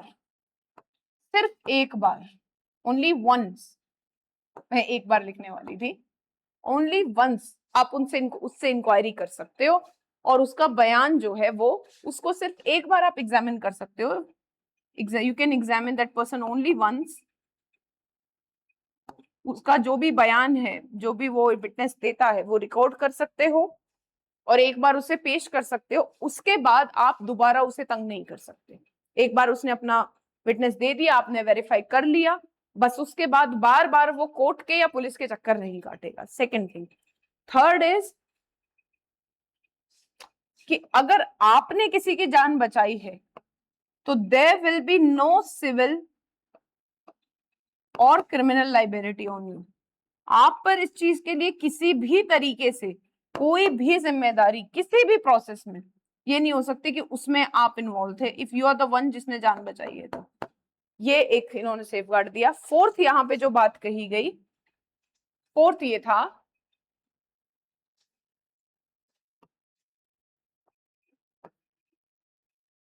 फोर्थ यहाँ पे ये कहा गया कि जो हॉस्पिटल्स हैं वो ऐसे किसी भी पेशेंट को लेने से मना नहीं कर सकते ऑन एनी ग्राउंड। और फिफ्थ, जो गुड स्मार्टियन है उसे गवर्नमेंट की तरफ से 5,000 रुपीज और एक सर्टिफिकेट दिया जाएगा। ओके, सम्मानित किया जाएगा। तो ये कुछ इसमें बातें कही थी। तो जैसे जो अब ये केस है एक्सीडेंट का या ऐसा कुछ और आ जाता है तो आप इन परमानंद काटरा केस को या गुड स्मार्टियन लॉ के जो है उन्हें कोट कर सकते हो to justify your answer. So first justification would be Parmanand Katara case and the good Samaritan law. Second, बाकी तो आप खुद भी कर ही सकते हैं। सेकंड, ये गांधीयन प्रिंसिपल जो है उसको एडहेयर कर रहा है मेरा कोर्स ऑफ एक्शन, ये कह सकते हैं। थर्ड आप क्या कह सकते हैं कि यह ह्यूमैनिटी एंड कंपैशन शो करता है, which are the highest civil services values.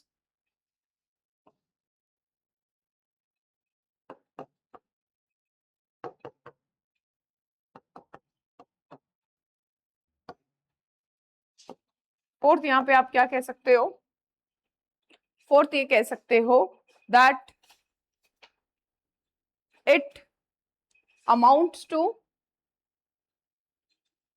Constitutional morality. तो कैसे? Because you are adhering to the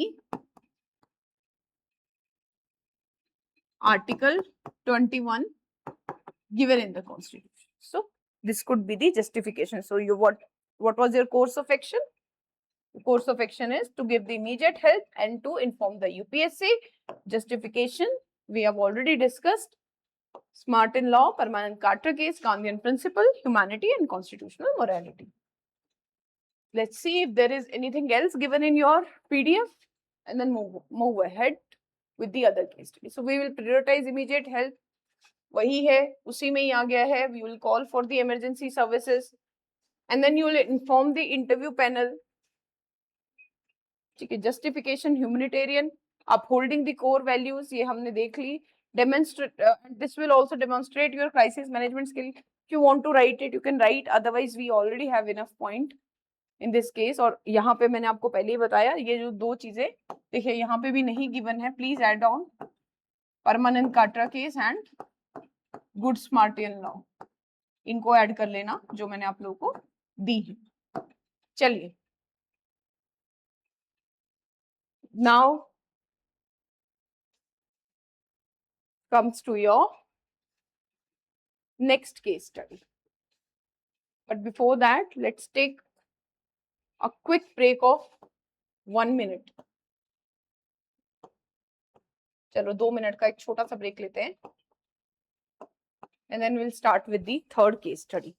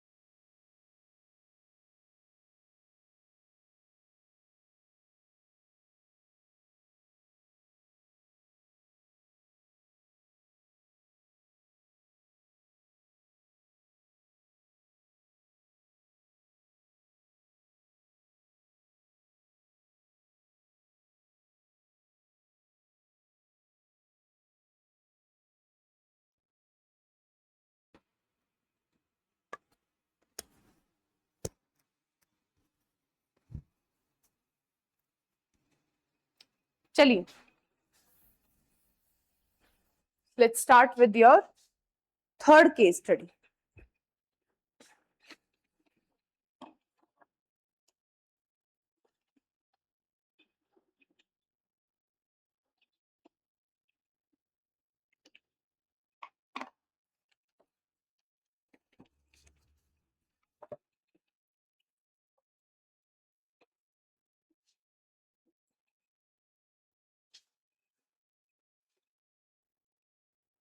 So you are the head of human resource department अपनी कंपनी में.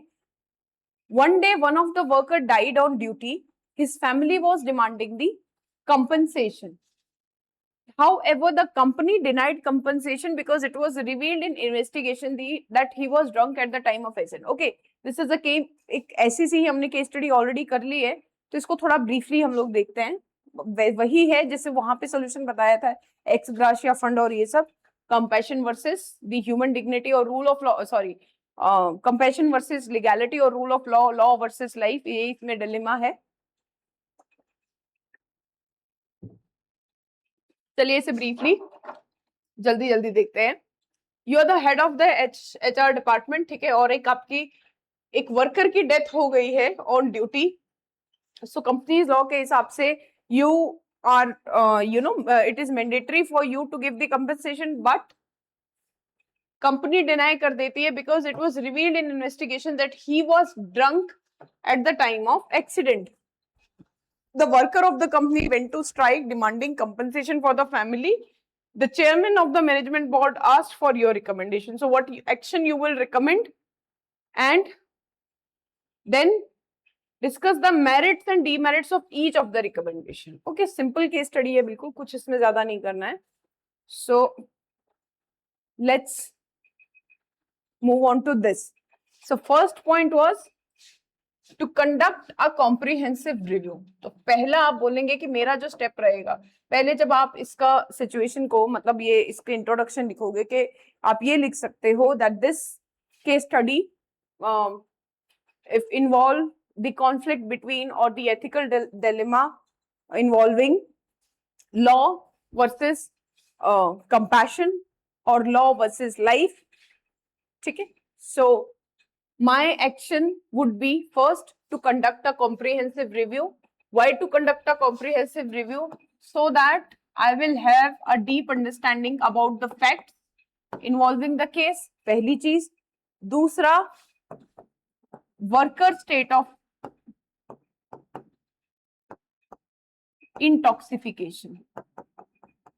Worker state of intoxication. तो पहले आप review करेंगे चीजों को, उसके बाद next what you will going to do. अब इसका मेरिट डीमेरिट क्या होगा?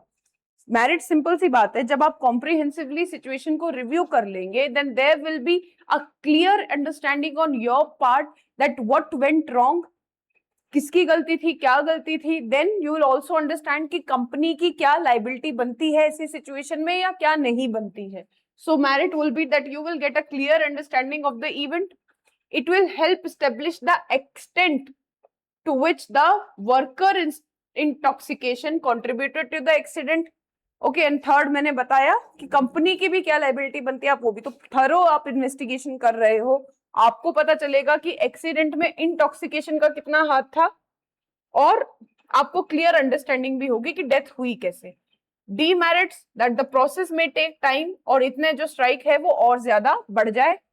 The outcome of the investigation may not align with the expectation of the worker.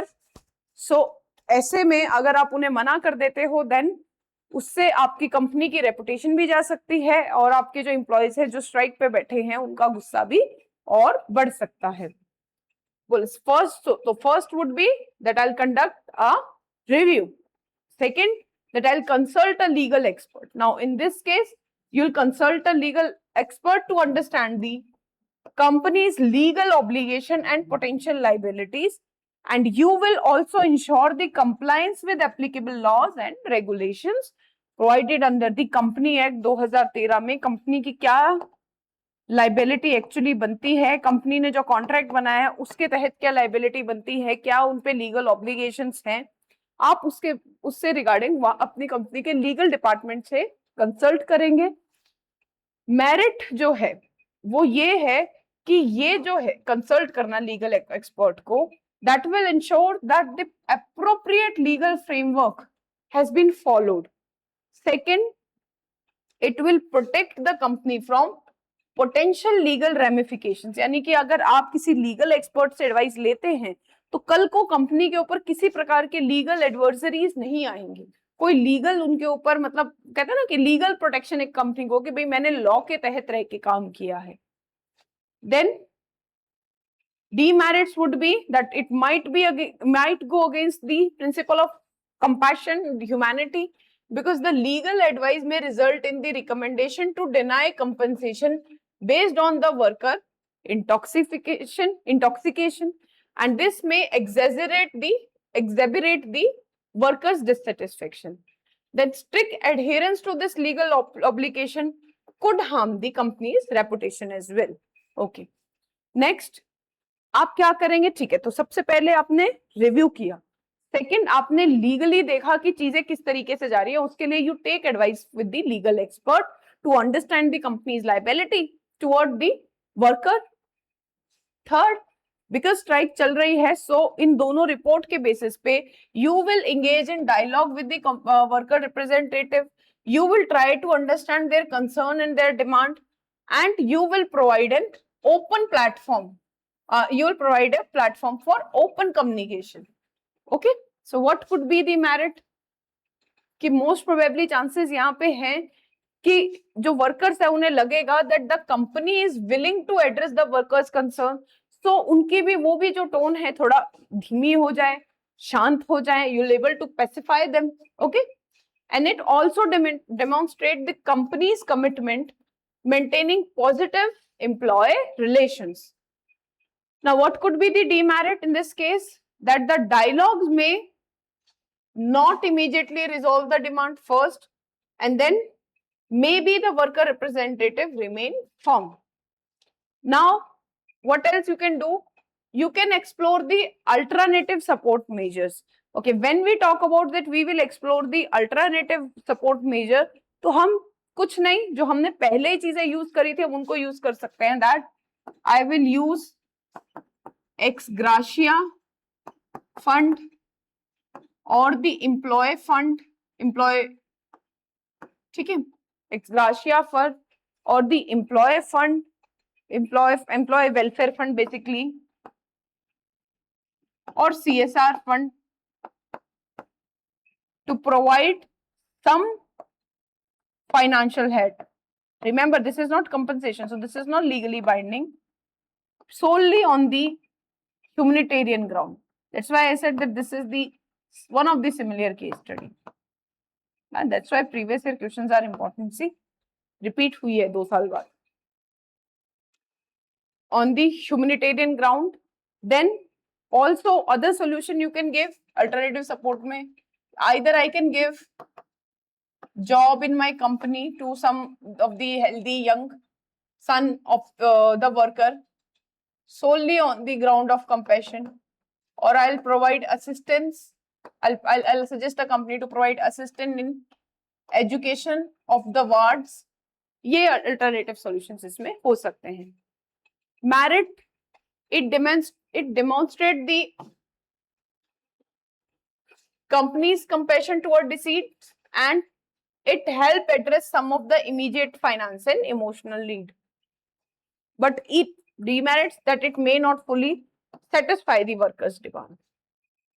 So,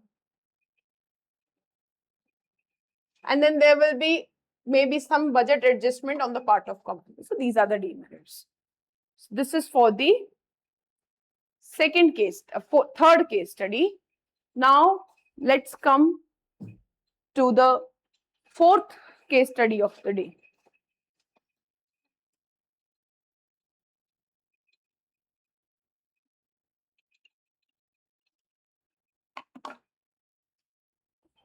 चलिए, अब यहां क्या बोला जा रहा है?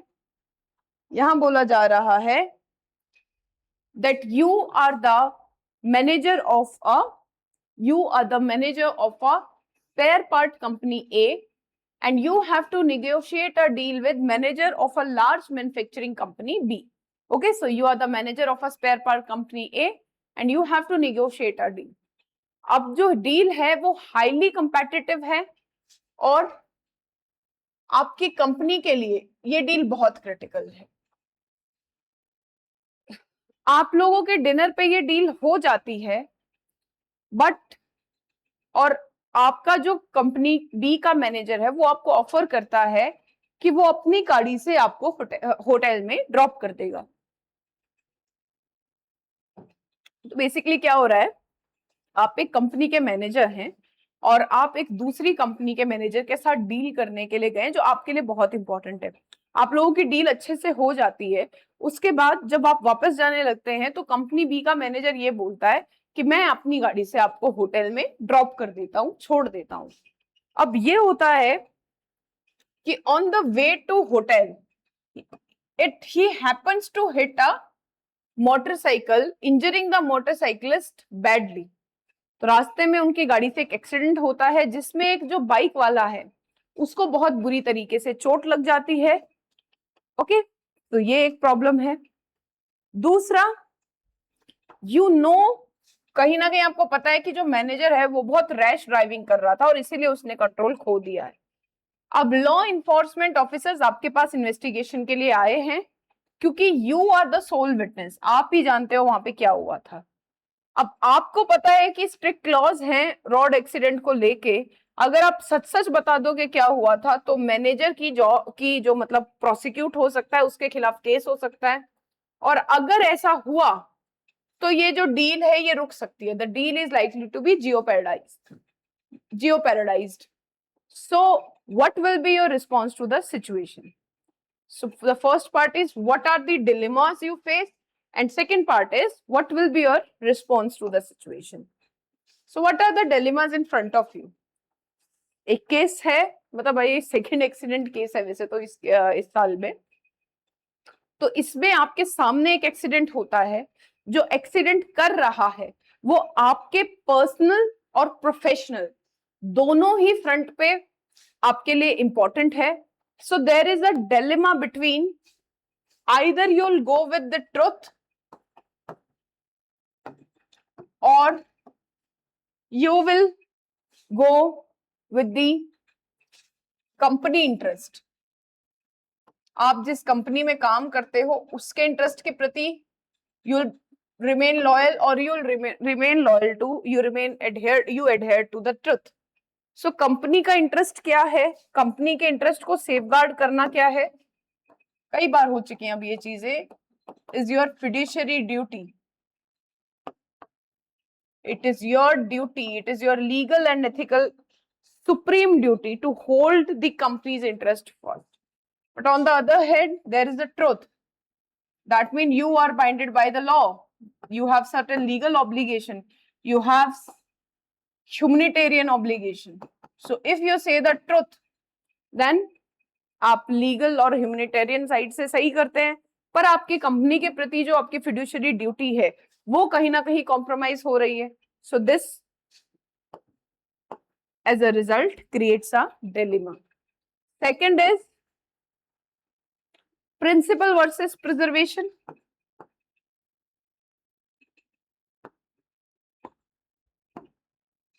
So principle means what the law says and preservation means to safeguard the interest of company as well as to safeguard your own career. While the principles like BNS 2023 उसके तहत टू लाई, मतलब आप अगर law enforcement agent को झूठ बोल दे रहे हो आप, तो BNS 2023 के तहत झूठ बोलने के लिए आपको इम्प्रिजनमेंट हो सकता है.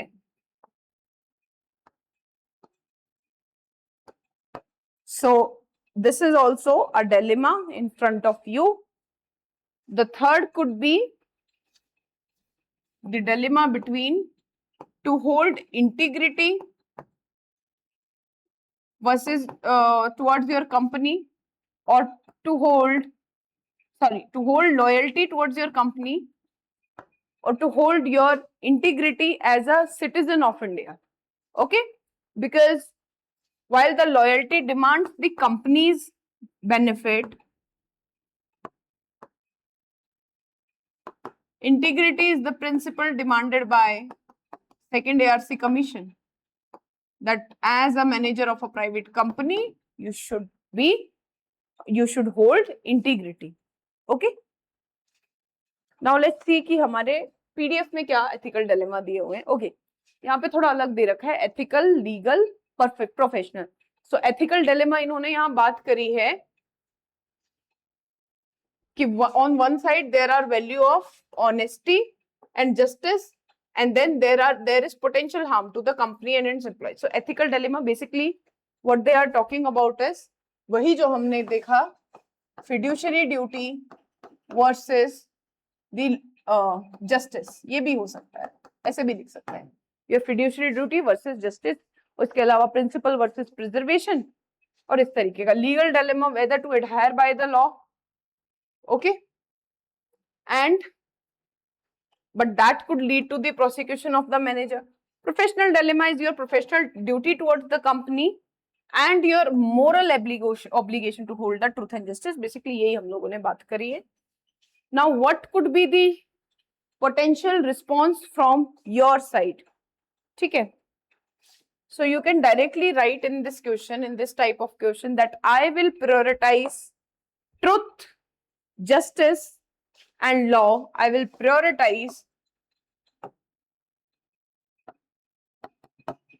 truth, justice and law. Truth, justice and law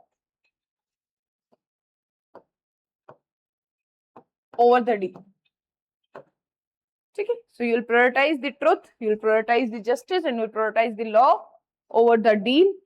So therefore your course of action will be to ensure first, even that before the LEO comes to you, you will ensure immediate medical.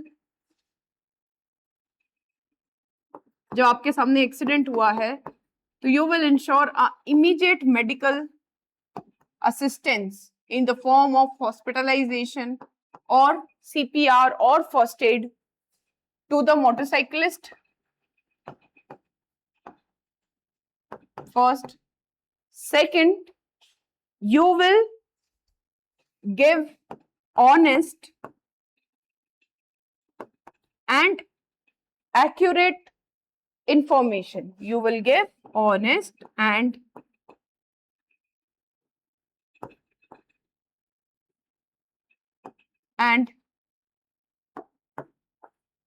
accurate information to legal executive जो आपके पास आया है, law enforcement officer. Third, you can say that you will inform your company management or any of your senior about the whole incident and to explore certain other alternative. You will seek legal advice so that you will be able to explore the alternatives in the form of negotiation or bail or anything for the manager B. So this could be your course of action. So first is you prioritize truth and justice. We have already seen that. Then you will mitigate the consequences. The manager can provide a factual account of the accident that minimizes the manager of companies B culpability without completely absolving them. It can also be a course of action. Seek legal advice to understand the possible legal ramification, or you may negotiate a settlement by compensating the injury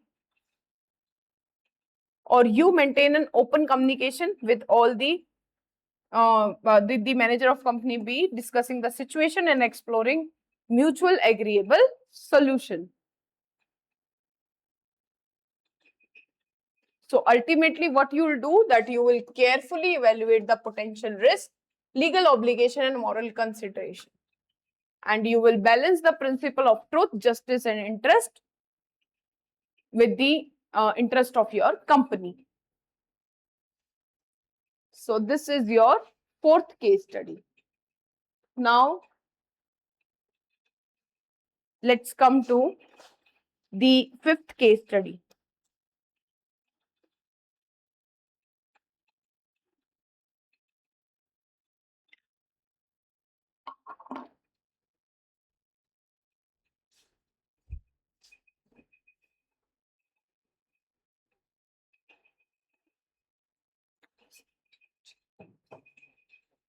A building permitted for 3 floors while being extended illegally to 6th floor by a builder collapses. As a consequence, a number of innocent laborer, including women and children, died.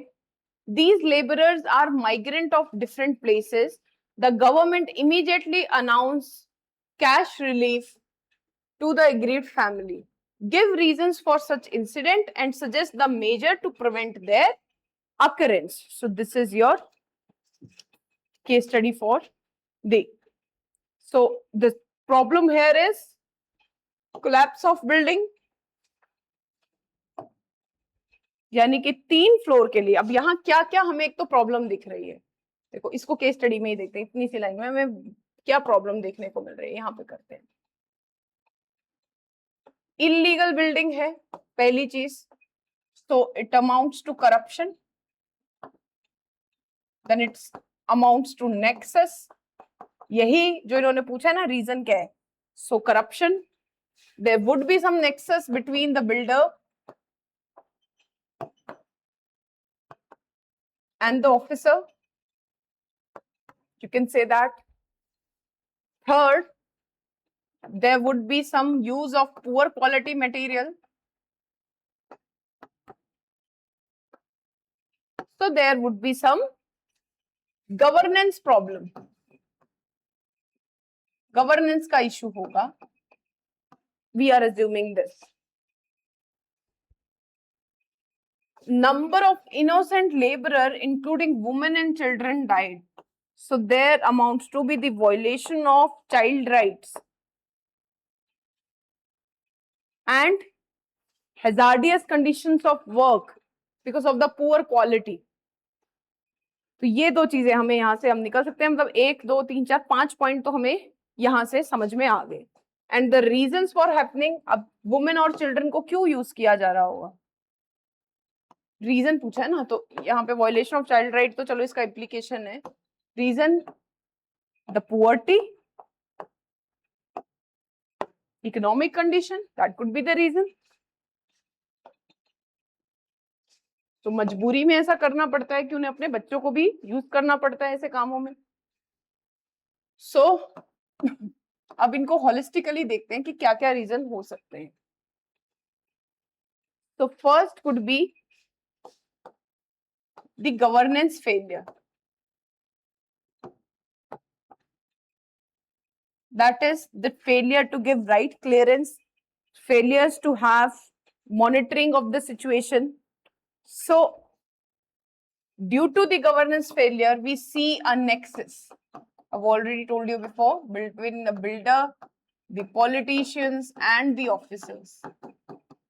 First thing. Second, there is lack of any third party structured audit.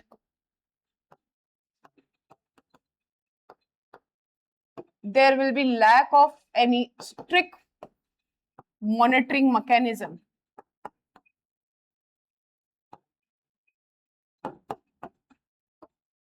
So first is the governance failure, strict monitoring mechanism, lack of any audits, or there will be irregularities in the third party audits. The first reason. The second reason is the problem or the issue of the speed versus quality, not specifically in this case, but to maintain the speed of work, sometimes the quality has to be compromised. No, it's not has to be compromised, but it is compromised, which leads to such unfortunate accident. The third one could be the greed and profit maximization mindset on the part of the builder. To minimize the cost, they use the poor quality material, and thus they actually play with the life of lakhs of people. They play with the life of the laborer working there. So we can say that builders जब ऐसा करते हैं तो इस तरीके की घटनाएं, इस तरीके के इंसिडेंट हमें देखने को मिलते हैं. Then we can also say that there is systematic loophole. There is a systematic loophole. और किस चीज में है ये systematic loophole? We find a systematic loophole in the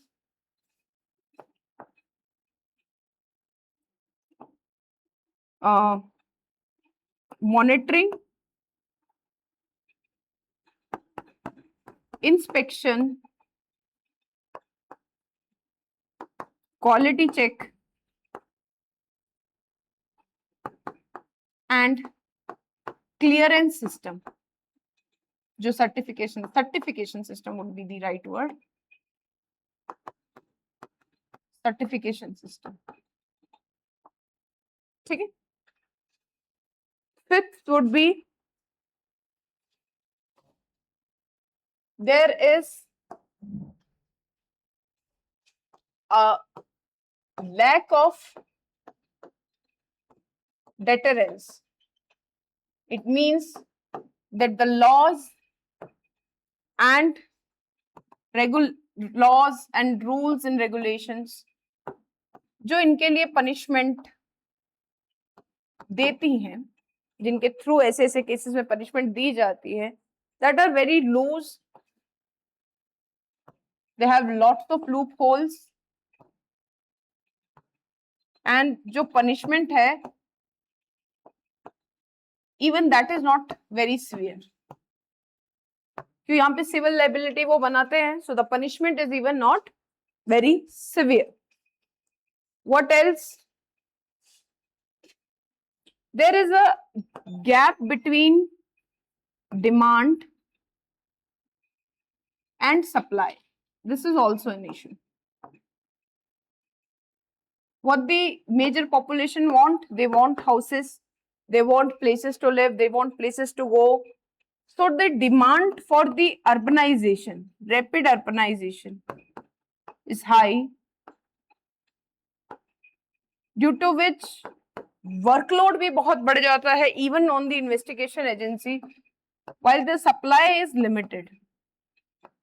So अगर कुछ ऐसा बन रहा होता है, बिल्डिंग बन रही होती है, कोई प्रोजेक्ट बनना होता है, देख सोचा जाता है कि चलो इसको जल्दी क्लियर कर दिया जाए. Okay, so these are the reasons. Now what could be the measures? What could be the measures to prevent such mishap, such accident to occur? So there could be three type of measure which we can take.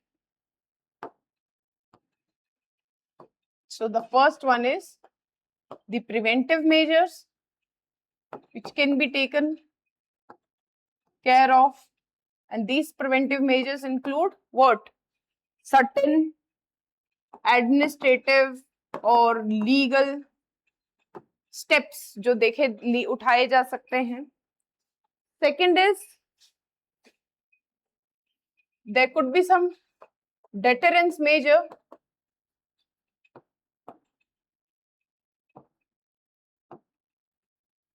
And the third could be the rehabilitation measures.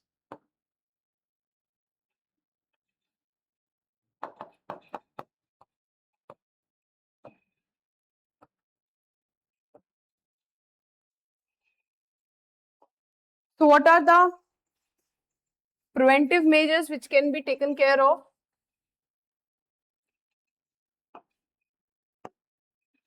So the first is you can use the technology, and technology like geotagged, you can the technology, and for that you can say that you can use technology based monitoring. Monitoring के लिए technology का use किया जा सकता है. For example जैसे भी चला हुआ है ना जियो टैगिंग, जो भी है geo, you will geo tag the photo of the construction site. This can be done. Second, there can be mandatory third party structural audit, and you will ensure that that audit is impartial. Third, what else can be done? Third, you can maintain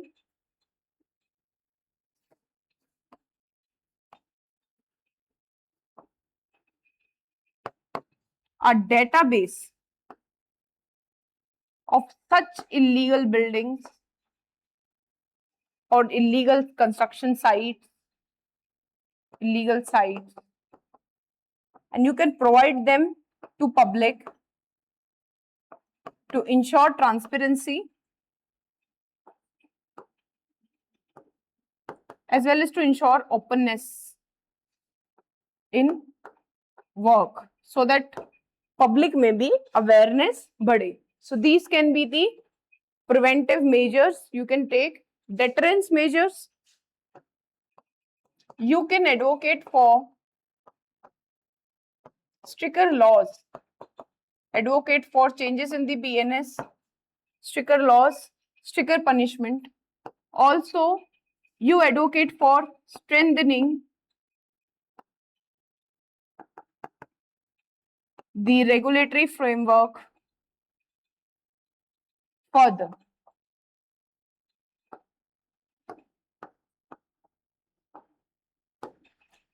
What else can be done on your part? You will ensure protection of labor rights,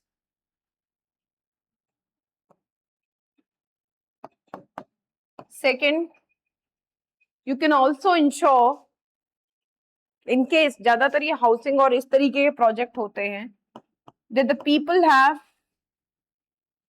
affordable housing, so that जो पूरा burden है urbanisation का वो इतना rapidly increase ना हो और इस पे मतलब जो वेरियस इंस्टीट्यूट्स है उस पे ना पड़े. Then you will also ensure कि अगर कोई ऐसी इलीगल कंस्ट्रक्शन के बारे में इन्फॉर्म करता है कोई एम्प्लॉय जो वहां काम कर रहा है, तो आप उसे इंसेंटिव देंगे. तो whistle blower incentive you can ensure may be 10% और something. So this could be the measures taken by you. हमने इसे इस तरीके से करा है. आई होप कि आपको ये सारी केस स्टडी इजिली समझ में आ रही होंगी.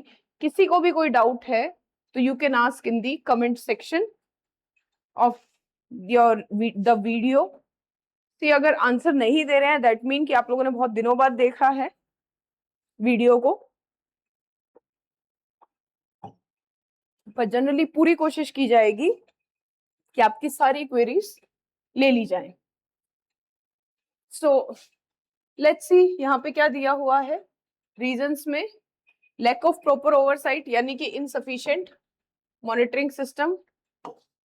सो there is insufficient monitoring system. Corrupt practices, this we have already discussed. Greed and profit motives of the builders, like cutting corners in construction practices, substandard material use करना, ignoring structural integrity, inadequate building codes. हाँ ये भी है कि India में there is weak and outdated building codes and regulations which fail to address the emerging challenge. आजकल जो challenge हो रही है तो हमें अब अपने इसको रिफॉर्म पे भी डाल सकते हैं. that there is need to reform the building codes. Rapid urbanization that I have discussed, lack of awareness, education on the part of workers.